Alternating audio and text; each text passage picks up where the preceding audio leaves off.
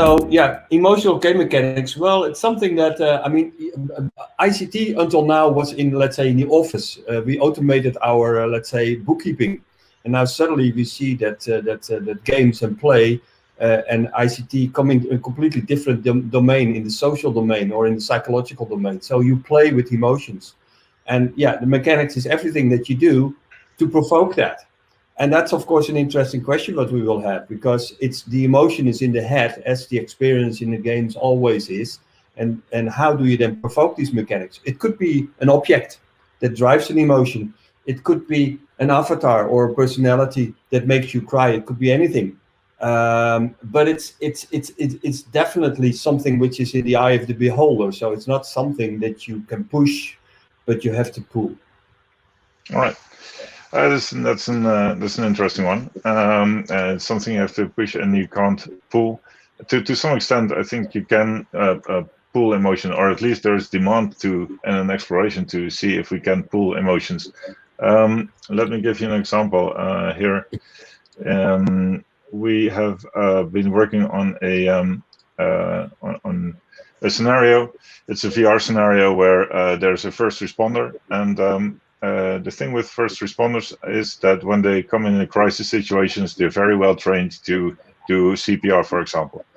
But when they actually are in real life in such a situation, emotions often block them to perform. So what trainers are looking for, but they haven't found a way yet, is to see if they can control the level of stress or the level of emotion that they experience, so they maintain they remember their training and they remember training and are able to act. So what we've done is we created a VR narrative around a first responder scenario. Someone arrives at a home together with our students, and we created that. We tried to detect their emotion based on voice and on stress response. And this is how we went about. I'll try to show it here. Let me see. Yeah. So the Gsr algorithm is an algorithm that detects galvanic skin response, your skin detection. We created an algorithm that uses skin sensors to determine the stress level of the user. Using the outcome value, things will change in the scene. In the skin response analyzer, you see how stressed the person is over time. An outline around the sun shows how stressed you are and will be changing color in real time. In the simulation, the AI will start to act different according to your stress level. The body language of the AI will change. So basically what you try to do is to detect what your, in this case, is stress and anxiety or excitement. And to let the game adapt based on that, so you can complete the scenario successfully or not based on your emotion. And that's something, yeah, in an applied game, I think that's very useful and can have an impact in not only first responders but also in training firemen or other medics. Yeah. What do you think of these kind of examples? Which direction this is going? Yeah, very interesting examples. Actually, let's talk a little bit about examples. Post-traumatic stress is, for instance, also in the army in the US, where you have certain experiences, for instance, in Afghanistan, and you have to revive them. And from there on, you get sort of therapy session in which you can measure all these emotions. And many of these things are about controlling your emotions, right? So that's completely different from bringing out something. It completely depends on the context. So if you want to control emotions, there are lots of these things. So post-traumatic stress. The other thing is, for instance, brain input, where you, for instance, have to calm down first before you can play the game. That has been done in lots of therapeutic games also for people that are very sensitive to stress, and from where you train them to control their emotions, and from there on play the game. So these things, and to make this adaptive is, of course, you know, the adaptive gameplay is still the thing, the future for things, you know. So to feedback, and of course we can take feedback from our, let's say, actions, But we can also take feedback from any sensory input from our body. It could be skin, it could be, and that's what you're referring to. Then, of course, you can take this mechanics as you talk, see what kind of application areas you can do. I still think, I really think it's right that control, stress is something which has is very important in these things. Let me give another example, for instance, to distinguish a little bit. If you take Vildu, I don't know, Menno Dane, one of the good students from Fontys also, just made a game on how you can allow a discussion in a therapy room when children are sexually abused and they can't talk about it. You know, so there it becomes a sort of social negotiation where it's less than control, it's more an open invitation, and then the dynamics in this game becomes much more important than the strict mechanics that you're talking about. Maybe I could give you also another counterexample of what I've been doing in, for instance, in children that have eye-hand coordination problems and that have to deal with it in order and prevent the stress levels in order to play the game. Is that an idea? Yes, please. How do I do that? Because I think I have to click on the document here. On your left, you have your media library, and from there you can click on an item, and then it says show. Yeah. Okay, I've done that. Let's see. Then I click on this one here. Yeah. Okay. Okay. Can you see it? Yeah.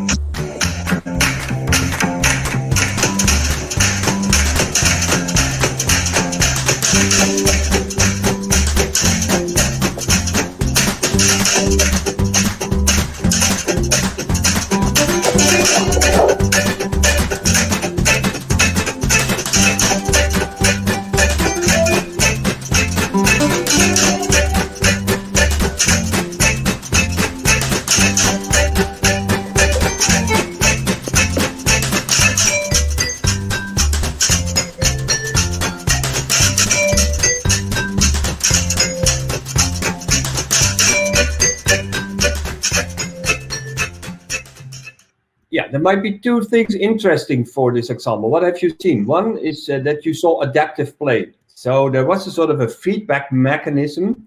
There was a sort of a feedback mechanism between what the child was doing with his hands and the gameplay. So in this case, we had a sensor in the token. And if you lift this token, you can measure all kinds of things like precision, stability, etc., etc. And this has, of course, to do with how the child plays the game and what is his mental state. How good is he in emotionally also, but also from skill point of view in this topic. And from there on, we made this into a gameplay where the scenario is that you are a cat and that you are a mouse and you have to get the cheese by running through the kitchen and you have to flip these little things there. And if you do that too quickly or not stable enough, you will wake up the cats. And so the interesting part of this game is it has something to do. The mechanics is simple, but what you actually do is you provoke a dynamics which has a lot to do with control and emotions and stability. And in this case, we were able to do two things. One is feedback and feed forward. The feedback is we were able to bring the sensory input to the table and scaffold the difficulty into the game. And the other thing is, that's what I call feed forward, and the other one is feedback. We could have the therapist look into the data, as you could have been seeing, and see how well that could be done, and then from there on start a discussion about how he feels, for instance, or in his emotions, and what could be done in the future. So yeah, I think personally I'm doing a lot of these things. So these feedback mechanisms are very interesting to steer the gameplay, and you have to choose the right mechanics to make a sort of a natural interaction, because that's a problem. You know, you cannot do especially also in emotions, you have to do something where people feel safe about. That's another thing that you just talked about, a safe environment where people can fail and where they can try and make errors. And that in this domain is very important. So it's not something that a first-person shooter where you just train yourself and then you hit the target. No, you're hitting yourself. So you have to do something with it that creates a safe environment. So, so to provoke these emotions, or to make these emotions and bring these emotions to the surface, you have to create a safe environment. And basically, what you're saying is that a game can provide that, and so the game is then the safe environment in which these emotions come to the surface, and become the subject of play. Yeah, and basically what we say there is that this safe environment can be created by the mechanics, and that's why we were talking about it. You have to carefully create the mechanics, but in this field, you also have to very carefully look at the dynamics, what provokes the mechanics. Yeah, exactly, and that's something that you've explored in this example. I think you had another example as well. Yeah. Let me show you. Let me give you some examples. For instance, we're doing now something with IJsfontein that might be good. I don't know if you let me click on it. Now something strange happened. Oh yeah, can you see this? Yes. Yeah, so this is actually a mobile phone put into a monster, and it's a little bit the same thing as we discussed earlier. It's it's not targeted completely on emotions. It's targeted on the emotions that are provoked by a certain deficiency or a problem these children have. And in this case, it's about children with cerebral palsy.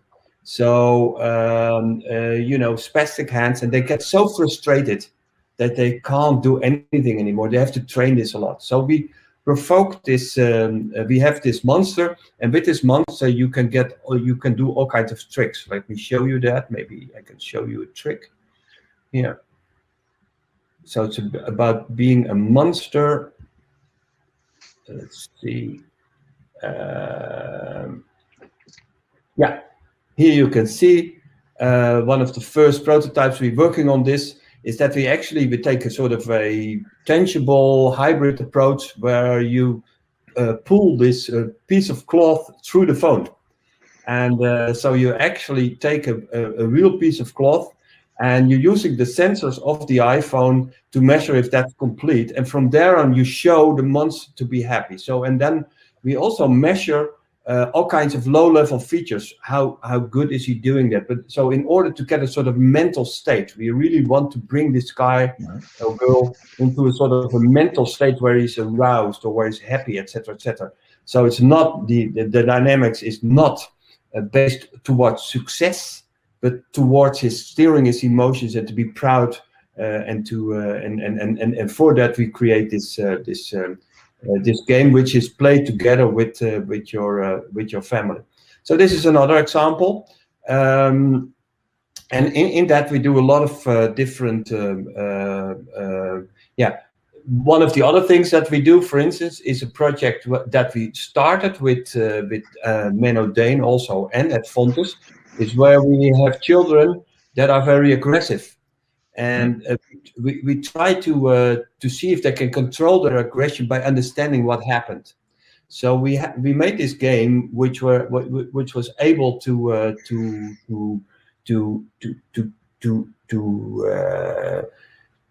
show what you have been doing at the moment that you start where you were aggressive. For instance, if you are at Central Station, for instance, you could then open the app. You could take a movie, and you could describe your emotions, which were then taken into the conversation with the therapist the next week, and you can try to change the course of events by replaying what you have been doing in this way. And so that's another project that we're doing with the hospital in Amsterdam. Wonderful. Okay, so that's playing with motion. And okay, so there's a question: is there like can I buy this game that we see with the scarf to the monster? Is this something that people can just buy, or is this more specifically? No, actually, it comes from Philips. So the partners are in it are Philips, IJsfontein, and the TU Eindhoven and the Amsterdam University of Applied Sciences. And Philips wants a proof of concept by September, because they're thinking about launching this new, let's say, medical health games. As opposed to their, let's say, scanners. So they're looking for a new market to deal with it. Well, exactly what we have been saying, like, medical healthcare games that try to train and to prevent, and in this case for these children with cerebral palsy. Okay. And any more questions, Bart? Well, building on that question, do we already have examples out there in the wild of games that are actually aimed at the general audience, that you can go out and buy? Yeah. Well, smoking, for instance, control your smoking habits.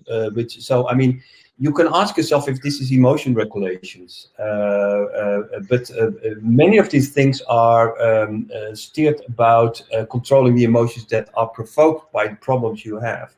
There are lots of behavior change things in training and this sort of things.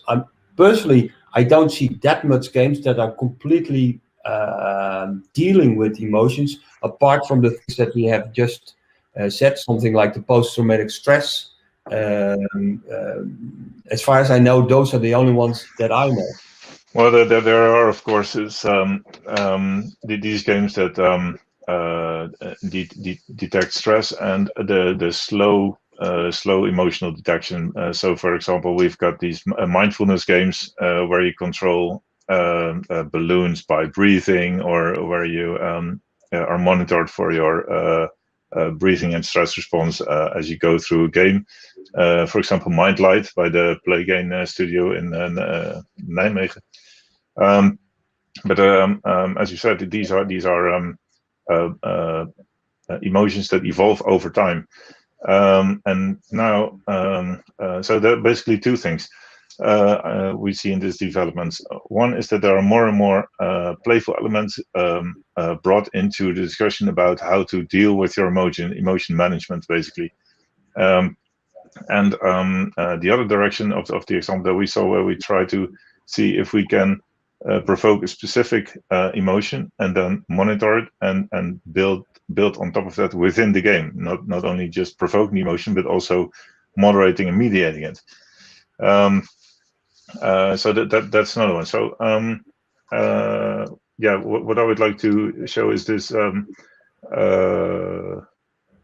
This picture is how we think about game mechanics. Adams and Dormans have identified 5 types of game mechanics: physical, economy, progression. I think most of the audience will recognize some of them. Is then there a 6th emotional mechanic? Is it that way we should think about it, or should we think about emotional games as a row, where you say, okay, we can design physical mechanics to create an emotional game, to deal with your emotions or to discuss an emotional topic? What do you think, Ben? I think that's a very good idea, actually, and I would put them in both, actually.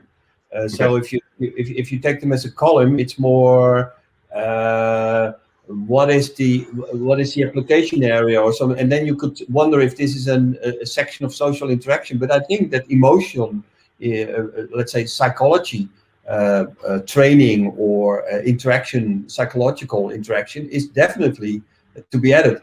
let me remind you, and that's something that that's what I'm doing lately also, is that I'm monitoring these social media and games for riots that has been, for instance, during the Eindhoven lockdowns and in Amsterdam, where you can see that actually playing with emotions in relationship to throwing stones can be played out, and that they create leaderboards according to what they experience. So this mix of gaming and emotions and social interactions becomes much more important. So there's a shift from left to right, where we first had games on physics, economy, and all that sort of thing, and now we're going more to the social and the emotional and psychological aspects, which makes it interesting, but even more challenging.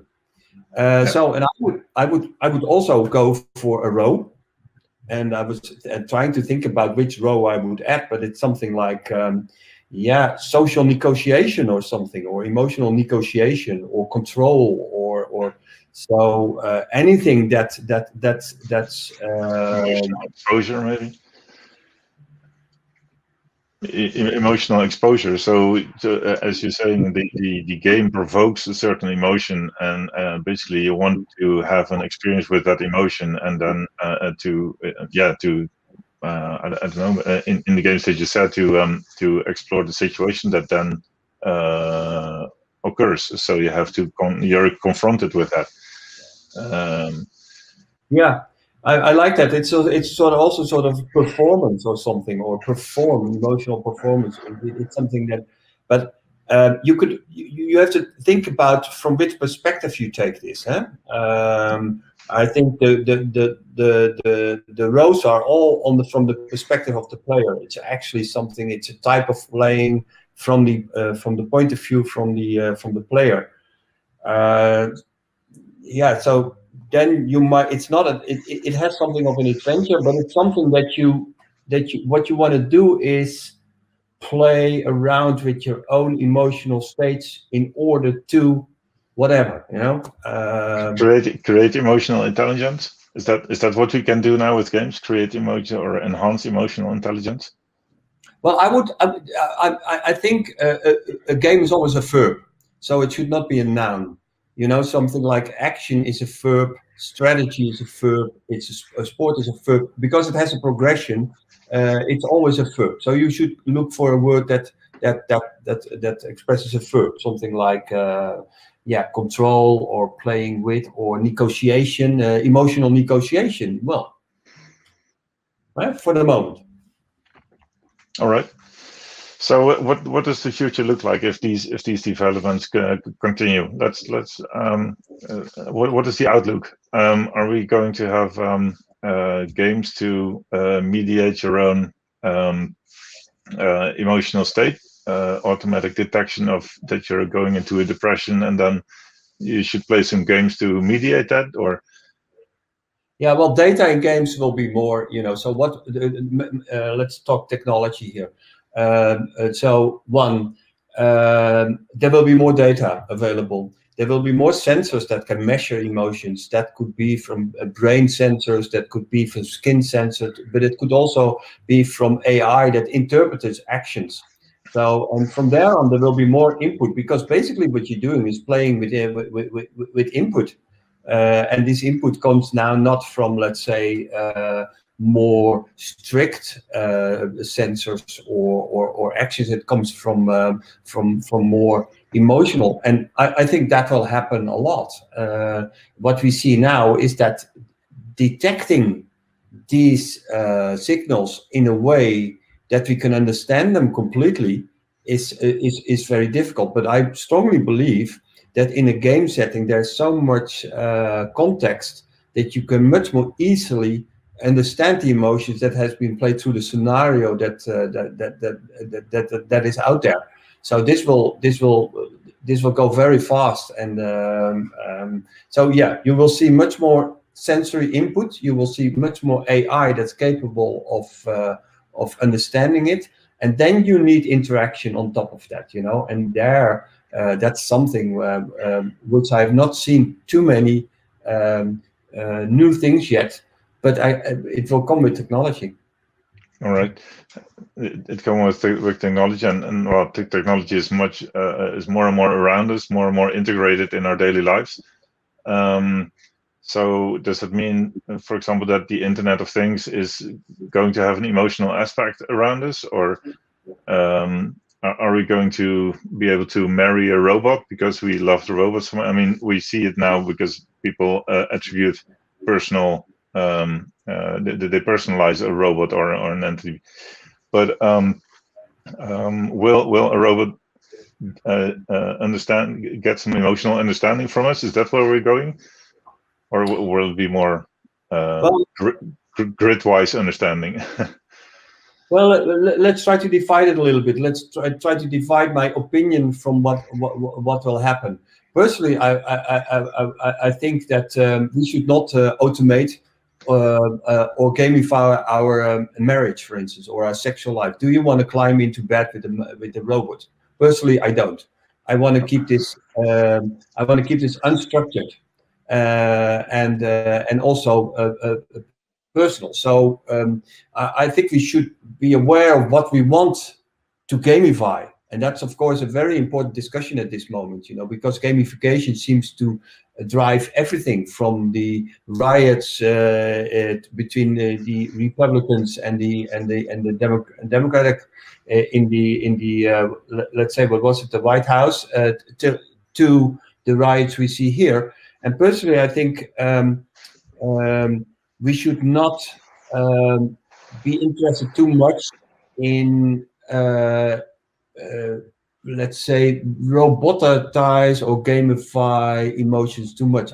Let me say it this way: emotions should be an open invitation to play around and to understand it from a personal point of view. And I personally think that it will be very hard to do this in a good way by algorithms and robots. That's one thing. If you take it from the technical point of view, I'm afraid that it will go very fast. If you see how many possibilities there are to interpret it in China, for instance, based on all kinds of contextual analysis, this will also come into games, and there you will see that adaptive gameplay. So now everybody plays the same game, but what we haven't done until now is, for instance, steer this with emotions. Can I play World of Warcraft with a certain emotion that differs from Sunday evening to Tuesday morning, and then play a completely different game? And I think that will happen a lot. So we will see emotions as an extra layer on our gameplay, which will not be divided by the roles that we play, but also by the emotions that we play. Wonderful. Thank you very much for this insight. I think it's been a great session where we discussed and explored how we see emotions from a mechanical side, but also from a relational part, and how these two come together in games and in real life situations. I want to thank you very much, Ben, for this, for your insights and for sharing this. I understand you're going. This topic has become more important for you, so you're going to talk about this soon more. Actually, tomorrow I'm invited to talk at Carnegie Mellon, where I will talk about playful change, and there it's about that. What you see more and more is that people, by simulate, want to see new futures, and that could be, for instance, in city planning. Or all kinds of different ones. But here you can also see that it's more a social negotiation, and it brings out all kinds of values. And how do we deal with that? So so a game is basically a verb that deals with imagined realities.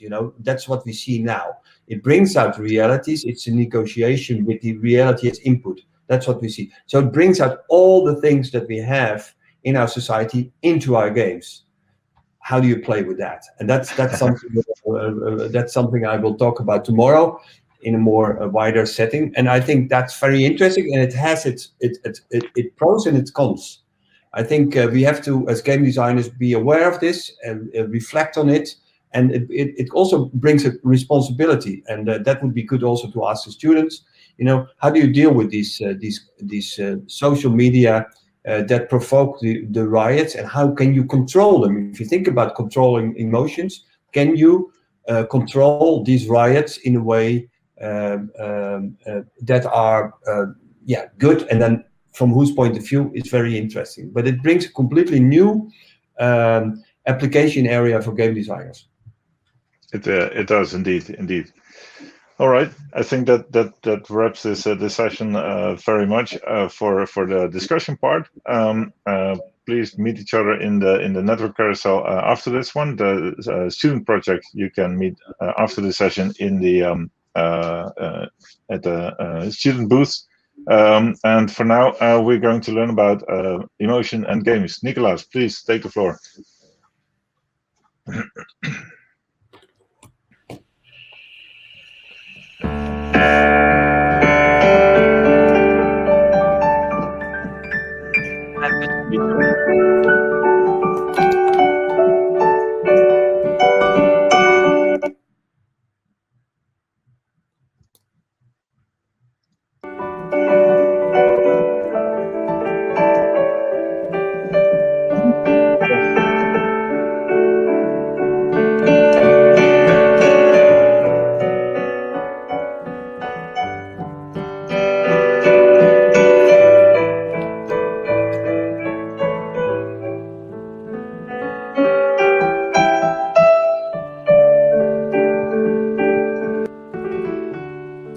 Music and emotion. As I did earlier today, I like to play music and I like to talk about it because I think we can learn a lot from music. Music is a fantastic way of communication. It's a universal language, and even if you don't understand the words or the grammar, it can affect you emotionally.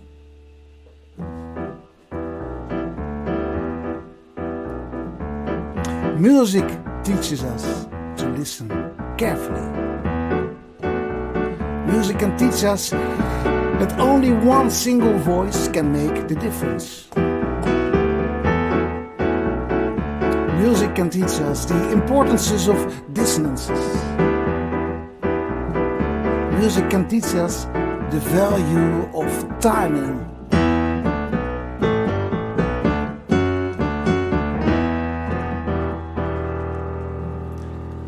I do like the title of today, A Playful Future, because when I go to work I always say I'm gonna play. I'm gonna play music, of course, so I'm gonna play. Like playing games. And I allow everyone who goes to work to feel like they are playing. To discover new things. To investigate. To use fantasy. To be creative. To astonish yourself and the world. And because all of that, it makes you happy.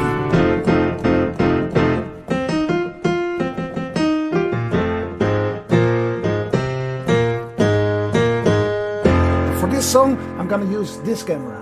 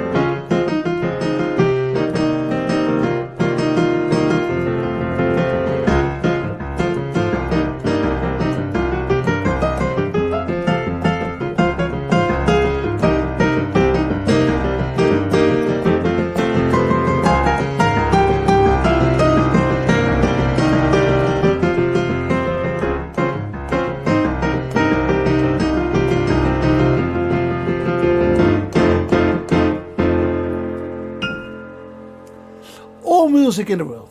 All music, like this happy song from Pharrell Williams, or the Bach song I played before, the original Bach, but also the computer Bach, but also all jazz music, all house music, all game music, has only 4 elements, the 4 same elements. And this first element is, of course, rhythm. So what happens in a period of time? Now the second one is pitch. Pitch is how high are the notes. High notes or low notes. High frequencies, low frequencies. These pitches, they make melodies. Melodies is everything what is after each other. So a note and another note and another note after each other. You also have got harmony. Harmony is what is at the same time. And harmony, that is what gives the emotional bedding of the music. When I play Vader Jacob, a very famous Dutch song, a very famous song in the world, because also Mozart played it, a lot of variations on it. So this one, but now I use different harmonies.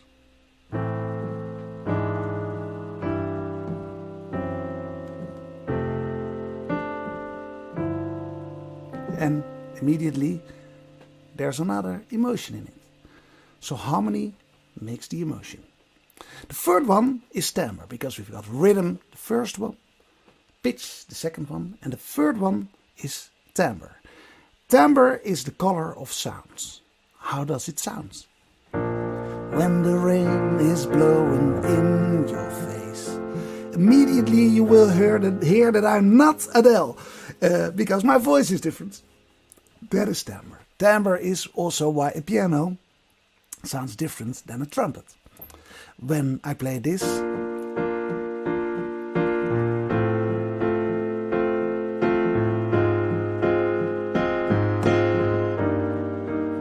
and I'm gonna play exact the same notes, but with different samples.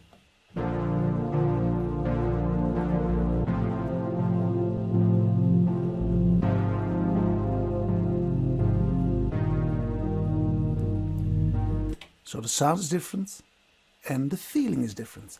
Timbre makes it also personal, because a voice is personal. The color of sounds is personal. And then there's number 4, and that's volume. Without volume, you cannot hear the music, but it has also an effect on the timbre. This is something else than this. It's not only softer, less loud, but it's also a different timbre. It's a warmer sound. This is quite hard, and this is more tender. Those 4 elements, there they are, rhythm, pitch, timbre and volume, they make music. And when you use these elements in the right way, you are able to transfer emotions.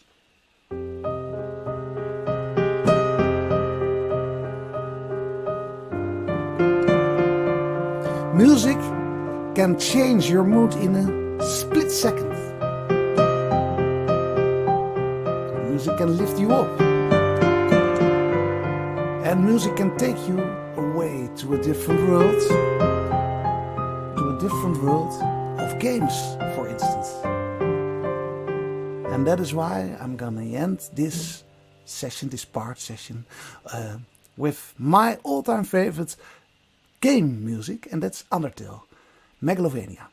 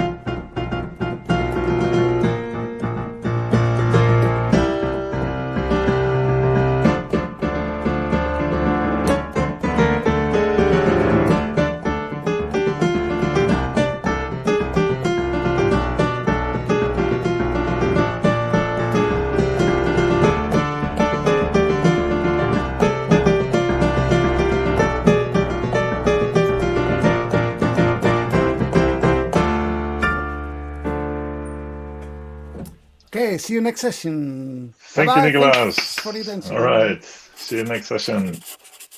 Bye, everyone.